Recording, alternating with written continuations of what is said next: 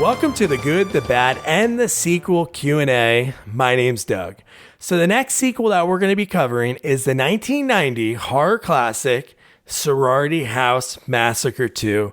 And our guest for it, it's one of her favorite horror movies, so stay tuned for that. It's free on YouTube, so watch it. It's like 75 minutes, but it has everything you love from 80s horror, the two B's, boobs and blood. And this week, man, I was so lucky to interview the star, the killer of the movie, Orville Ketchum himself, Peter Spellos.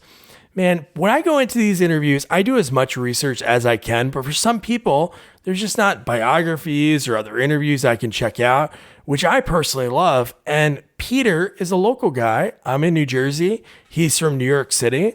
And he told me about how he caught the acting bug at a young age, his days owning a stand-up comedy club, his love for improv, and then what drew him out to Hollywood and his first role, Orville Ketchum, Sorority House Massacre II. And then from there, he formed a bond with Jim Wynorski, worked with him for 8 or 9 movies, which we talk about their relationship and how Peter really earned his spot, sort of putting Jim in his place, which is kind of funny. And then a great story because he was in Munchie, if you're a fan of our podcast, or if you're a first-time listener, welcome. We covered this movie called Munchie from 1992, and it was like Jennifer Love Hewitt's first movie. So Peter, years later, ran into her on a set. It's a really cool, touching story. And before I start the interview, again, thank you for checking us out. Please hit that subscribe button, review, write us something really nice, and rate us 5 stars. It really helps us out. So if anyone else stumbles upon us, they're like, hey, these guys are pretty cool. So without further ado, here is actor Peter Spellos. Hey, Doug, how are you? Great. How are you? We're in the meeting now, as the young lady says. We are in the meeting. Yeah, this is like it's a free option, and it provides me with the best quality. So thanks so much for putting up with that. Not a problem at all here. Sweet, man. Yeah. So what I like to do with these is find out how people started, and then just touch a few things that you've done over your career. So where'd you grow up? Ask anything you like. I grew up in New York City. Up in Washington. Oh, sweet. Nice. And we moved up to New Rochelle when I was 12. And that's kind of where I first found theater. Did a play in junior high school where I wound up getting, it's too long a story to tell now, but I wound up getting a laugh as an extra by mistake. It was, a happenstance. But I was swamped after the show by all the girls because they thought I was funny. There you go. So, at 15 years old, I'm not a pretty man. I'm not athletic, but, you make the girls laugh. You're surrounded. So I knew that there was a future in show business for me after all, And I went on to do theater in high school and then college and out in Long Island, CW Post. I think they call it LIU Post now. And oh, yeah. Okay. Got a theater degree in acting and came into the city and then started as any young actor would at the very bottom and doing, odd jobs to keep afloat, but found improv very early on, answered an ad for an improv class in trade papers in New York City. Within a month, I was a mainstay in the company. I went through the classes and sort of was like the sleeping giant moment. You didn't know that you were facile at something until you got involved in it. That's awesome. So improv is really my background. And later on, I was with the First Amendment Improv Company. That's where I cut my teeth for years. And some amazing people came out of there and wound up being my comedy partner. We were the morning comedy team on WPLJ in the late 70s and early 80s. Oh, cool. I'm in Jersey. That's awesome. Yeah. We were on the Jim Kerr show back in the day. Sweet. Yeah, I was 26. I was doing cutting roast beef at a deli at night. And by day I was writing with a partner that I met at the First Amendment. He was not program director, but he just kind of ran the commercials department, creating all the great voices. And he was the man who taught me how to get to the punchline. I was a freewheeling physical comic. You know me, I'm big in size. And Jim he would look at me and go, all right, say that punchline in 6 words. Say it in 4 words. And he really got me to learn how to focus to do that. So my background before, B-movies, films, television, voiceovers isn't comedy. And then I ran a nightclub in New York called Who's on First in the late 80s, excuse me, where I was the MC, the creative director. I put my own improvisational company together. And that's where it all started for me in New York until my mid-30s, where sadly my marriage was breaking up, and I realized I hadn't had my film or TV career that I promised myself at 17 years old. And I moved out to California at 34 years old. Wow. I love improv. I've talked to a bunch of people that start it because a lot of times it's not on their bio. You can't find anything online. And when you hear improv, I took some classes when I was living out in Portland, Oregon, and it's just a beautiful art form. And that's so cool that you did that. It changed. I'm still doing it. I teach, I've had improv companies, my own in New York, Los Angeles, London in these past few years, and now in Indianapolis. And I'm still teaching. I teach 5 workshops a month in Indianapolis, and I have my own improvisational company and acting company out there. And it's, old comics never die. They just go into improv, and I get more out of teaching it and mentoring it now than truly anything I've ever done in my career. That is so cool. That's cool that you can give back for something you love so much. Well, can you give back? But we've all had teachers who really never did what they were teaching. You know what I mean? Oh, I know. You got a guy working on cars who really didn't know how to do cars.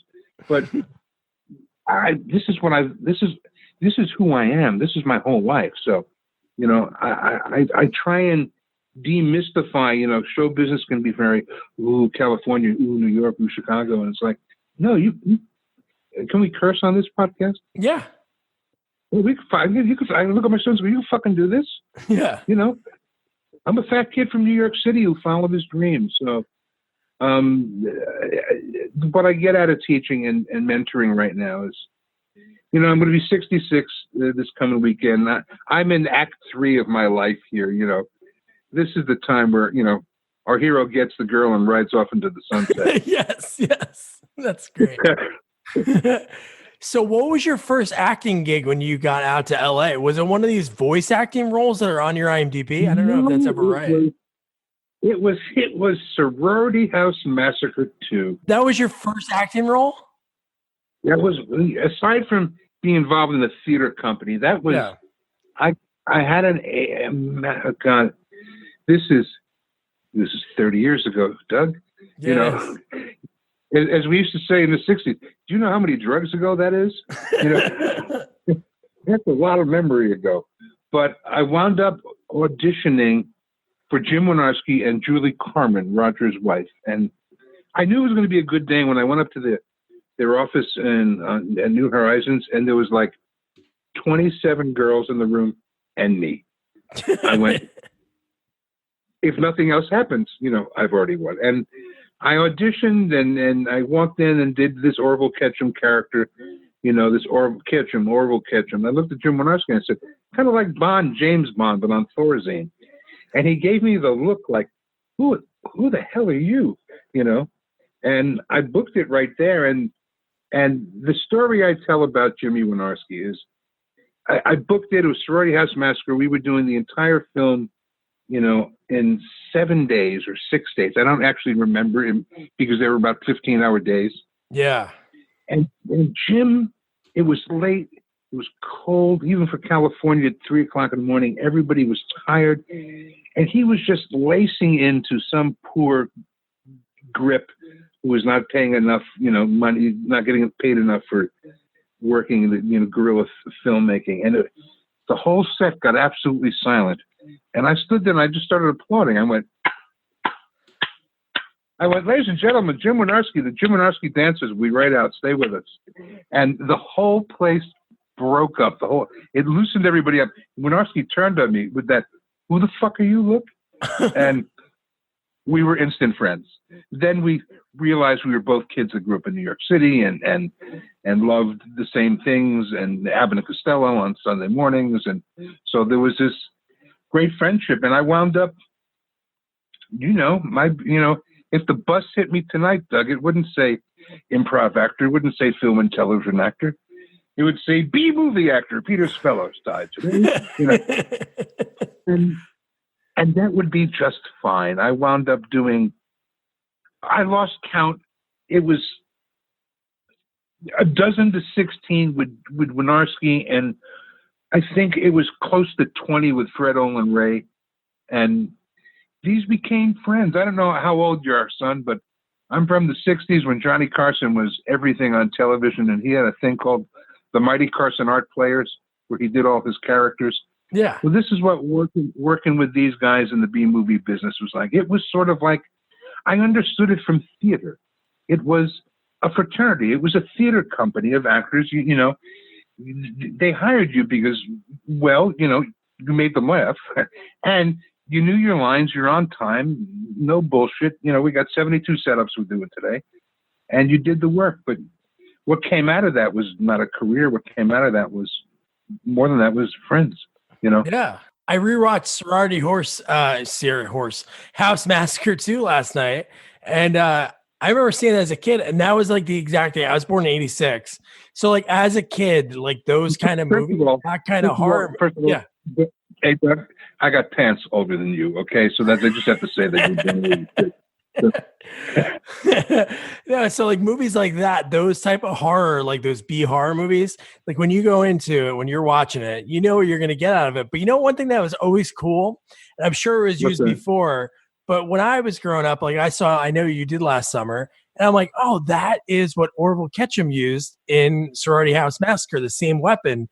That was like the first one you used in that opening kill scene. Well, you got to understand, all the directors, when you get to you're finally doing your own projects, you homage the things you grew up loving. Do you know what I mean?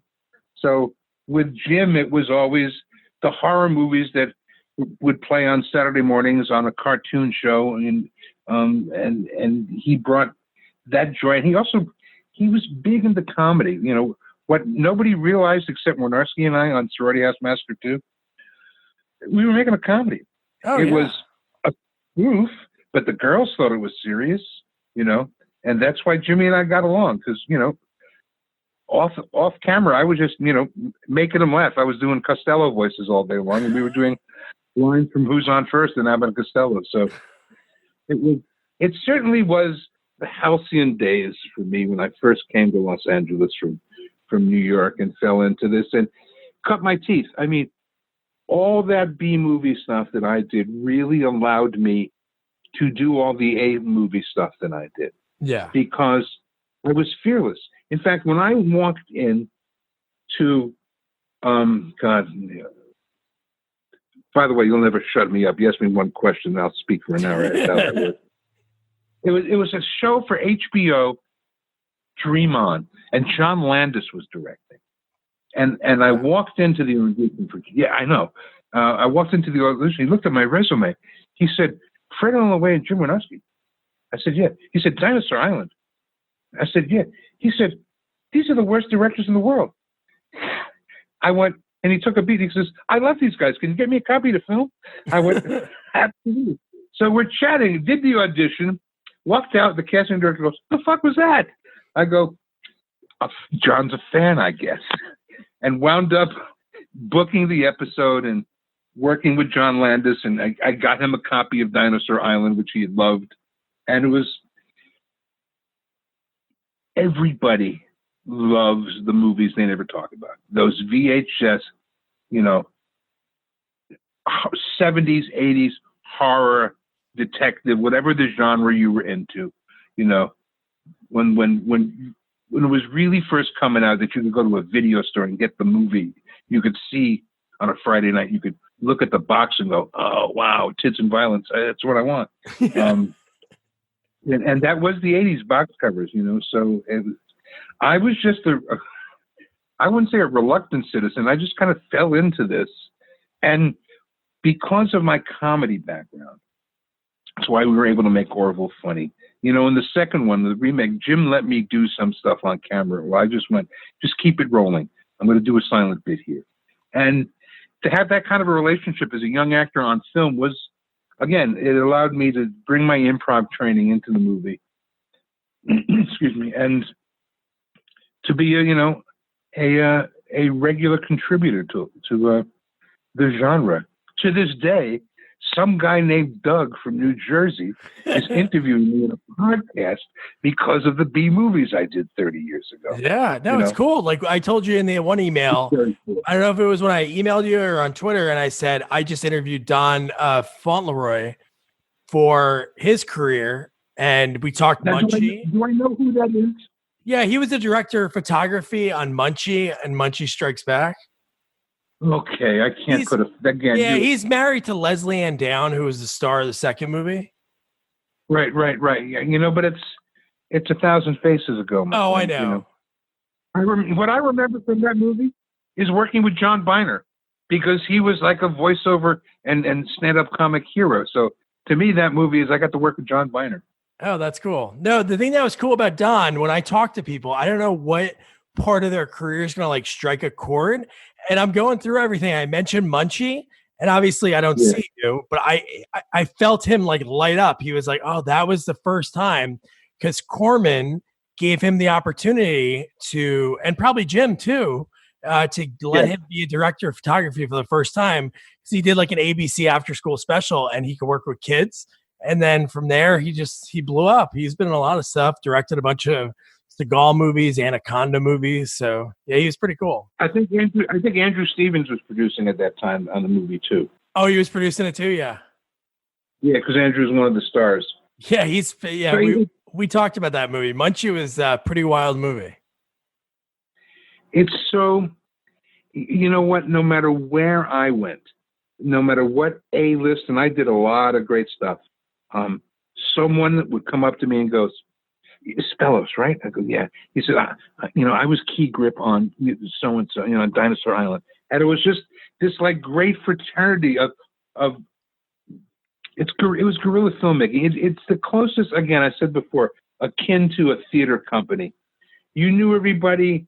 You all had lunch together. There was no fucking actors table and extras table and crew table. We all ate together. We all laughed together. We all drank together. That was the joy of the whole thing. I owe those guys my show business career, and I always told them that. Yeah, it's cool. You guys put me on. Yeah, I was gonna say, just like you mentioned before, like you needed to be like, hey, we're gonna do X amount of setups today. We're gonna get it done, so it made it easier for you when you went on to a kind of set. When I walked in, there's only one movie I interviewed for and did not audition for, and it was Bound. The Wachowski brothers, before they both transitioned, who did The Matrix. Yeah. And literally, they brought me into a meeting up at their office I think it was at the De Laurentiis, and said, we love your presence in B movies. He says, that's why we brought you in here. We love how you look and feel on the screen. And we want you to do a principal role, but he doesn't speak. He's the bodyguard. And I literally said, gentlemen, I'm about to say a line I've always wanted to say that I've never said before. And they both looked at me and they went, what? I went, boys, tell me about your movie. And I just was being a dick that day. And they were great. And I wound up doing Bound with, Joe Pantoliano and John P. Ryan and, Jennifer Tilly and the Wachowski brothers. And because of Orville Ketchum, because of that work in those B movies, that they loved my presence. And, I have Wynorski first and foremost, and then Fred and Ray to thank for that. And later on, folks like Richard Gabby, who I worked for too, and the late Gary Graver, and, they were always good to me. They'd always have something and go, all right, I need you for a day. You're this guy, you're that guy. And, would always be very kind to me along the way.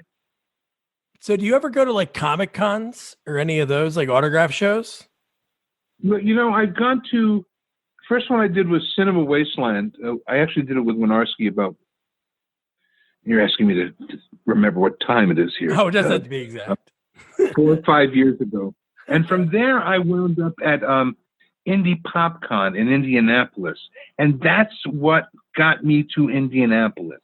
Oh, look at So, and the other one I do is the two greatest cons in the world. Originally, it was called Auto Assembly, and now it's TF Nation, and they're both in England. They're Europe's largest Transformers convention, because I'm the voice of Sky-Byte that I originated in the English dub, the US dub of Transformers Robots in Disguise. So that's another fandom. You know, there's a fandom that knows me as Orville, but there's a whole fandom that knows me as Sky-Byte. And I go to England twice a year, and I go to the convention, and that's how I started teaching in London. So it's the strange. What a long, strange trip it's been. Is the yeah. So how did you get into doing voiceovers? You know, it's just a logical progression. You did the way I was taught growing up. You did everything. So in New York, I did stand up, I did improv, I did stage, I did film, I did radio. So you just started doing it. But the first voiceover I got was literally a happenstance on the set of FBI: The Untold Stories. I was playing the bad guy, the bad cop, rapist cop, you know, romantic lead. And a buddy of mine called me and said, "Can you come in for an audition?" We lost an actor, and I said, "No, I'm on the set." He said, "If I gave you the director's number, would you call him?" He said, "He'll audition you on the phone." I went, "Fine, great." So on a lunch break, literally, I pulled a paper plate out of the trash and got on the kids. If you're listening at home, I got on a payphone. Please Google that. No, calm down. And, you know, because mom always said, well, back in the day, mom always said, always have a dime in your pocket, so you have to make a phone call. But I always had quarters. So anyway, called the director, the great late Stu Rosen, who just passed us last year, and I auditioned on the phone. And he said, "Spellos, it's fine. Come on in later tonight." And I did a thing called a shark character called Admiral Malco on a series called, I don't even remember, Space something or other. I had no idea it was recurring. I wound up doing 14 of the 26 episodes. Stu, who's this wonderful, short, very New York Jewish, Spellos, don't you do any other voices, kind of thing. And I went, "No, Stu, you keep hiring me for the same fucking voice." So he brought me into audition for the next series as one of the leads, and I booked it. So all of a sudden, the people in the voiceover were looking around, "Who the fuck is this guy?" But they knew me through a friend of mine who brought me in. And then I fell into this dubbing and meeting all these guys. And you're social and you play poker. And now, you know, as Gary Larson once wrote, Rusty's in the club. And then I just started to book work. You know, they'd call me up, "Can you do this? Can you do that?" And then in 2001, Jamie Simone, who was always very good to me, who I met at Saban when I was doing a couple different series down there, brought me in for Transformers. And that re-changed me again 5 years ago, sort of the renaissance, you know, of my career. I had you know, Doug, it's almost 8 years that, you know, I was in the throes of a prescription painkiller dependency at the end of my time in California. And thankfully, I was able to beat it through by the grace of hard work and a doctor who, you know, weaned me off of it. But you just lost me down memory lane. I'm forgetting why I told that story, because it's just. Well, you're talking about Transformers, but yeah. No, I hear you. But I was grateful to be able. When they first called me, and I turned them down 2 years into the sobriety, and I said, "Hey, you know, I wasn't ready to come out yet." But in 2014, they said, "Please, would you come to England? We want you to be one of the guests of honor." And I was gobsmacked, as my Brits friends say, by the love that I had no idea that people knew my career and loved the series so much. And it changed everything 5 years ago. Just, it made me think, you know what? I got more to do. And then falling into Indianapolis and the kids there. And now I'm teaching high school once a month, because one of my students is a high school teacher locally there. Oh, awesome. So much so I'm moving there in about 3 months. Oh, cool. Just because that's where I'm working, and that's where life has taken me now. But again, it's kind of all stems from improv 45 years ago, and then getting to California, and the kindness of Jim Wynorski and Fred and Ray, who let me cut my teeth on all this stuff, and we had a blast. Don't let anybody tell you ever different about these stories. This was a good time. This was a lot of laughs. You did a lot. It was hard work. It wasn't. I'm working for NBC that day, and we're shooting 2.5 pages. This was, we're shooting 17 pages, and the second meal's walking. You're about to be eating that pizza as you're going into hair and makeup. But again, that kind of training, like the training I got as a young stage actor when they just threw you on stage, was invaluable, because you learn to do it, and you shut up and do the work, and smile and do the work, and they ask you back. Stop complaining, and they'll let you do it again. Yeah. So here on your IMDb, some of the credits has as G. Gordon Bear. I can't tell you why I wound up going with that nom de plume, but I will tell you that G. Gordon is actually a small teddy bear. That's my sister-in-law's. No way. And he does exist, G. Gordon Bear. It just got to the time where I needed to separate some of the work I was doing from other of the work I was doing. Yeah. So I figured if it was good enough for Mark Twain, well, God damn it, then I'm going to come up with my own. And, of course, it got out of hand. Yeah. No, but that's cool. Now I was looking and I'm like, I wonder what that was. But yeah. So in your career, you had a lot of guest roles, all while you're doing all these movies, working with Jim, doing the voiceovers. You did a lot of guest roles on like TV shows. Were there any that, because you seem like a guy that walks into the room and people notice you because you have a big bubbly kind of personality, and your improv background, you're always ready to yes and. To address exactly what you're saying, I have a dear friend. She's helping me write a book, and the working title is "I'm That Guy in Those Movies." Nice. Because you kind of think you know who I am, but you have no idea who I am because you haven't, you don't, because you kind of live anonymously like that. But the show that really was the greatest thing I ever worked on was American Dreams on NBC. Jonathan Prince was the creator, and it took place in Philadelphia in the 1963 around the show American Bandstand. Nice. And the family, the changing family in the new post-Camelot Kennedy is dead world, and how that was changing. But there was a segment every week where it took place at the old Dick Clark's American Bandstand, which, if you of my age, that was the show growing up. But we had on that first season all these amazing young stars that I didn't know at the time, but the world didn't know, but Beyonce and Usher and Jewel and Wayne Brady came on and did something, and and Jennifer Love Hewitt. There's a great story. Oh, there you go. Because I worked on Love in those movies. Yeah. Okay. Right. So, and then I worked on Heartbreakers that she was in, but I did my scene with Sigourney Weaver. And so I didn't see Love. And that's what we knew her. We knew her as Love back then. So when she was doing Tina Sinatra on American Dreams, now get this, standing outside the set, it was a beautiful sunny day. There's a group of producers to the right, and there's me hanging out with the extras, because those are my people, but some of my students, having a cigarette. And you see her, she's walking from hair and makeup looking great as Tina. And she screams, "Oh my God."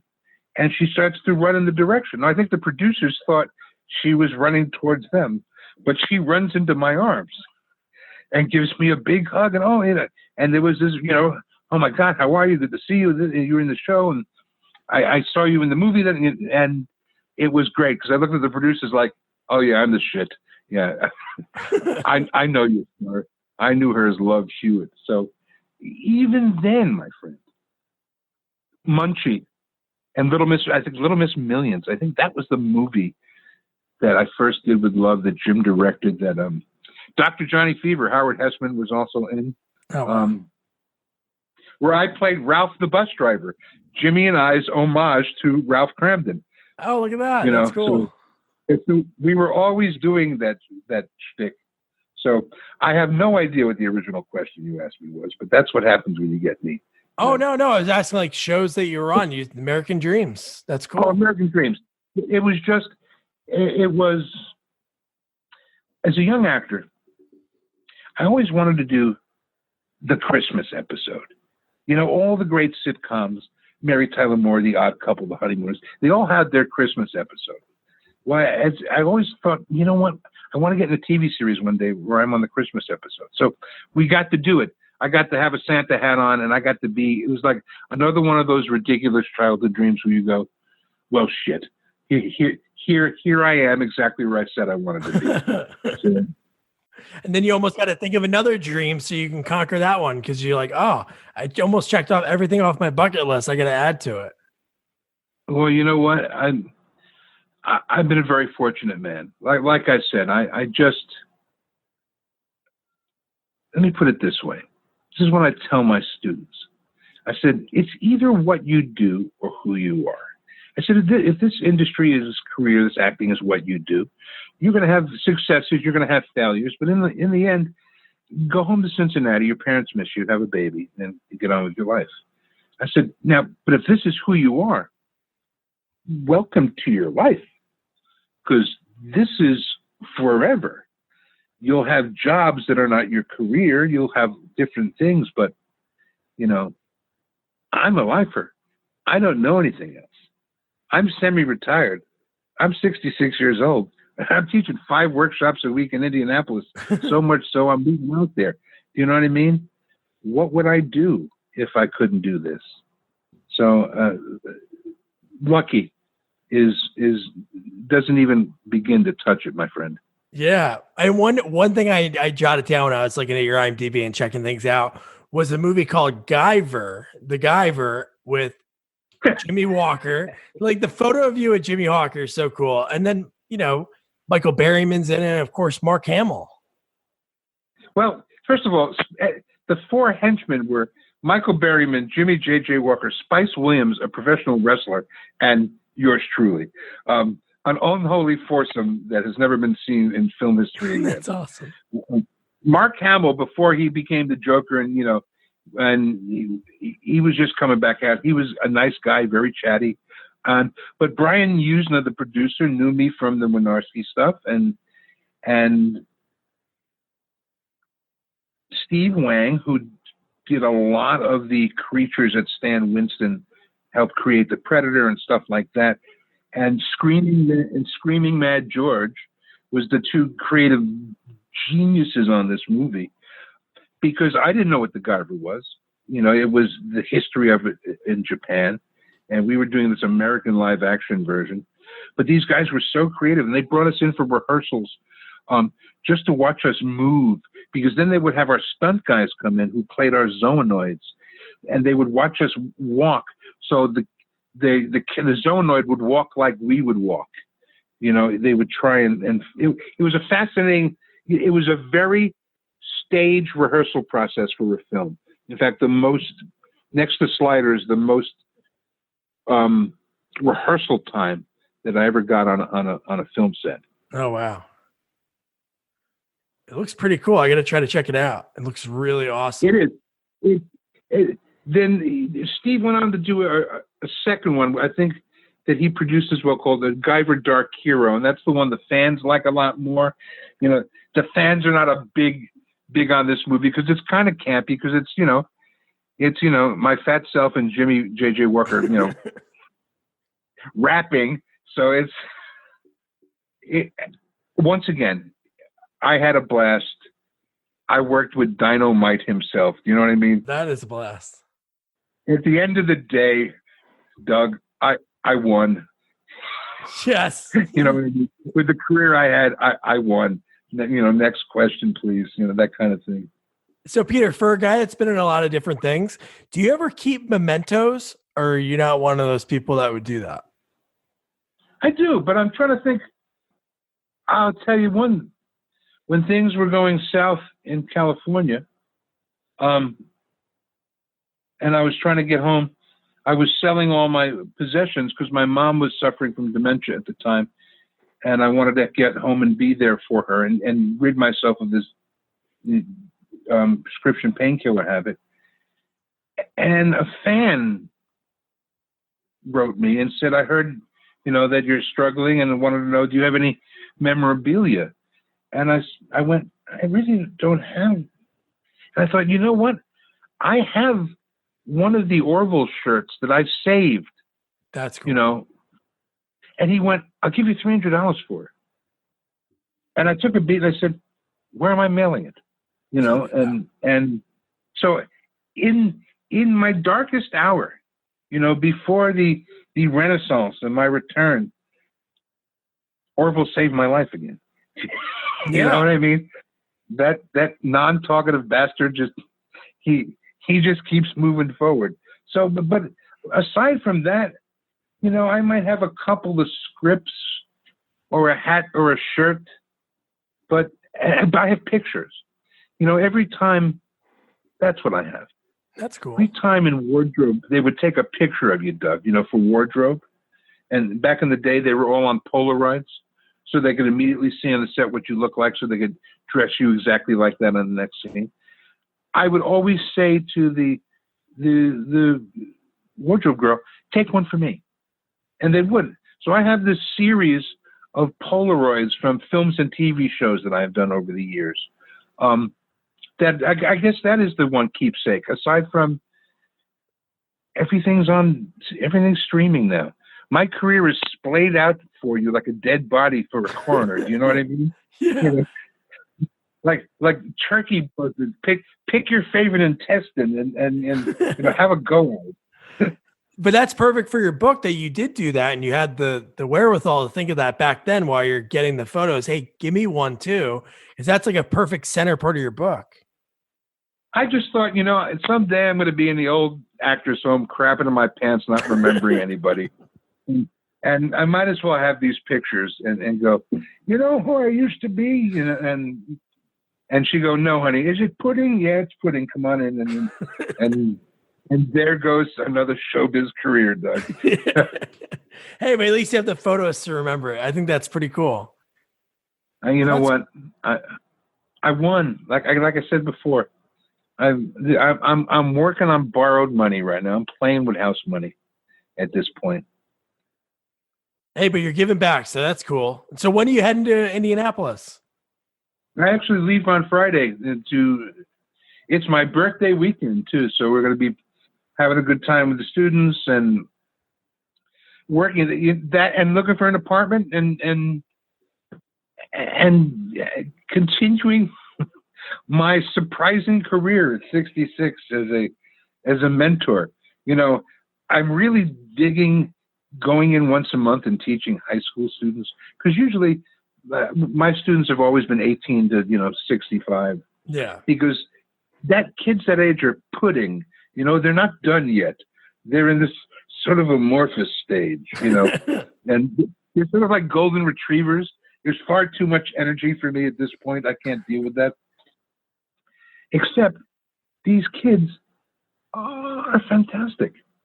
And they not only won my heart, I looked at my student who teaches there. I said, can I come into your high school one day and correct your children? She went, oh, absolutely. No, And by the way, Doug, in Indiana, I look like I'm in the witness protection program from The Sopranos. You know what I mean? I bet. I don't look like it. I walk into restaurants and I still get that pause as I walk in. That somewhere I could have sworn I heard somebody go, I think that's Big Louie. And just it's going to turn into My Blue Heaven. You're going to see other guys that look like that too, that escape New York City, and they're like covering their eyes, and they're like, hey, what's up? Well, yeah, you kind of not. Yeah, how you doing? Sup? If you could see, if this was a talkie phone here, you could see me bob my head in that jersey. No, how you doing? Just that kind of head bob up and down that lets you know everything's okay. Oh yeah. That's awesome, man. So Peter, this has been awesome, man. This has been a lot of fun. Thank you so much for taking the time and getting back to me. I appreciate it. My pleasure, my friend. This, once again, it's folks like you who are not only keeping idiots like me alive, but who have such a love for the industry and the work that was done. And it really lives and breathes because of folks like you, Doug. Oh, So well, thank you for I love hearing caring these stories. Honestly, I never thought when I started this about a year ago, I was lucky enough to chat with, I interviewed William Sadler, Lance Kinsey. Interviewing you is cool because I've watched you in so many things growing up. So each and every person obviously has been kind enough to take the time, but has just had a great story to tell. I love hearing people why they're doing what they do. You're never going to talk to somebody. They're going to be like, well, so I woke up this one morning, I was like, I'm going to be an actor. And then I won my first Oscar. There's a cool story to get to why they got there. And it was great to hear yours. Well, thank you, my friend. I appreciate that. I mean, it's about the process. Yep. It's why I love improv the most, because it's all process. Definitely. The show is the orgasm, is the last moment. But it's the 3 weeks of rehearsal that you learn about each other, and you sweat and tears and you yell and you go drinking that night. You work that scene out, and it still sucked. And you put that time in, and all of a sudden, you're looking at look what we did. It's like a little kid pointing to the toilet the first time he goes to the bathroom. Goes, look what I did. And it's that same sort of love where I'm rambling on about this tonight, but it makes total sense. I only took 2 improv classes when I lived out in Portland, Oregon, and it was like the most amazing thing is when you're done, it was almost like Will Ferrell in Old School. You do that like that, you feel like that blackout, and you're like, oh my God, what did we just do? And then they recorded it for our class so we could check it out. And I'm like, dude, I can't believe I was able to think about all that stuff on the spot, because it's such a rush to be on stage and be able to just come up with something out of nothing. I think the drug, to me, at least I've defined it for me and my students, is you're present. Yes. You're hyper present to the moment, to listening, to what's going on, to the surroundings. If you had ever come to a show of mine at the comedy club, I could have told you exactly where you were seated in the audience.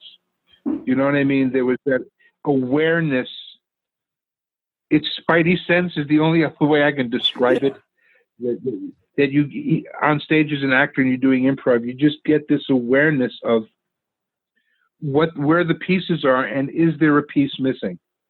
And it's to watch young actors come upon this. And I have newbies and, I wouldn't say, I hate to use the word experts, because I have mastery and I'm a novice. You know what I mean? Yeah. But people who or at least are at a more advanced level, to watch breakthroughs where you literally see the light go on in their eyes, where it's like, wow, either they got it or they were moved. Yeah. And that's true. I teach acting as well, and I'm always like, stop fucking acting. Look in her eyes and tell her you love her. And then, let the camera see that. And I used to have an assistant, Lauren Brock. She's in the industry now as a location manager. Terrific woman, mother, friend. And she's just from Tennessee, and she'd always be in my acting class. And she'd look at me and she goes, you always make everybody cry. And I go, what? She goes, you make everybody cry in class. I go, I don't make anybody cry in class. She goes, well, how come everybody's crying in your class? I said, well, you know what? I kind of introduce them to where they're stuck, and I give them permission to be whatever they're feeling. And they cry, and she starts crying. She goes, you see, you're doing it to me right now. I go, Lauren, I love you so much.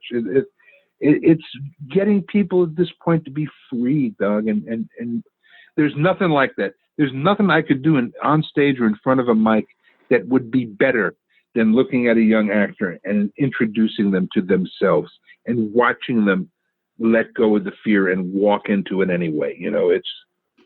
That's the juice for me. That's the stuff that has my interest. That's your third act. Like you said, that's awesome, man. It is. Who knew Act 3 would be this fucking interesting? I got to tell you. I think that's the perfect way to end it. That is awesome, Peter. You know what? tag me on this, put it on my Facebook page so I can publicize it and send it out there for your listeners and for the people who follow me. And whenever you want a part 2, just give me a call. We'll hook it up. Awesome, man. Have a great rest of your night. Thanks again. All right, Doug. Take care. Be well. I could have talked to Peter for hours. That was such a fun interview. Learned so much about the guy. Really didn't go through up and down on his credits, but to me, sometimes those are the best interviews. Just really talking about just acting and what goes into it. So I hope you enjoyed that. Peter, if you're listening, thanks again. And I really hope you finish that book. When you do, I'll be the first to buy it. Don't forget to watch Sorority House Massacre II. That's your homework. It's not a family movie, but it's going to be a lot of fun for me and Jamie and our special guest to discuss. And don't forget to review, rate, share our podcast, follow us on all social media at Sequels Only, and don't forget to check out our website, sequelsonly.com. Good night.